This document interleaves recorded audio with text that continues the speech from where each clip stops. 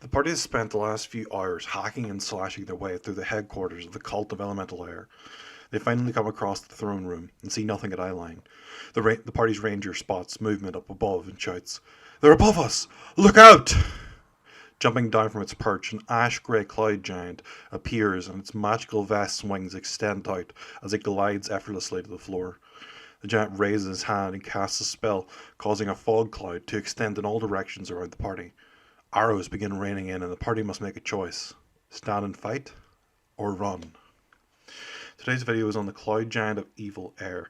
First off, what does Bigsby tell us about them? Well, cloud giants have an inherent link to the elemental plane of air. Some cloud giants who reject the teachings of the gods of the Ordning gravitate to serve the god Yansi Bin, the prince of evil air. These storm giants' cunning, charisma, charm, and their magical and physical might makes them well suited to leadership positions in the cult of elemental evil. Cloud giants also make good cult leaders, as they possess great wealth which helps finance the cult and its far-reaching operations. The cloud giant of evil air wears a magical vest made of rock feathers and is enchanted with magic from the elemental plane of air, allowing the creature to fly.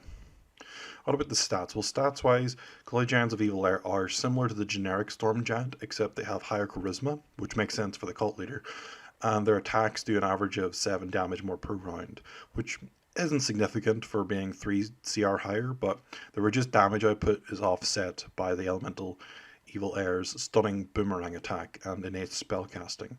Although I would say that the spell list is rather limited, with no air-themed spells such as Gust of Wind or Summon Elemental. The creature also doesn't trigger opportunity attacks when it flies away. So in conclusion, this is an interesting variant on the Cloud Giant. While the Destiny Gambler felt like a completely different monster, this feels like a Cloud Giant with a different background. Limited spellcasting and a ranged attack which stuns. I would like the spell list to be expanded to fit air-themed spells, as mentioned before, but also social spells to play into the cult leader theme. The vest I feel should drop when the monster dies, but perhaps it should only work if it's a huge creature wearing it. Or perhaps it is tailored by an artificer to fit a smaller creature.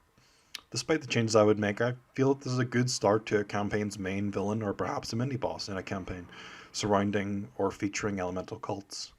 The creature is evocative and you could write a campaign just on the entry presented. Despite my gripes, I would still rate this monster a 15 out of 20.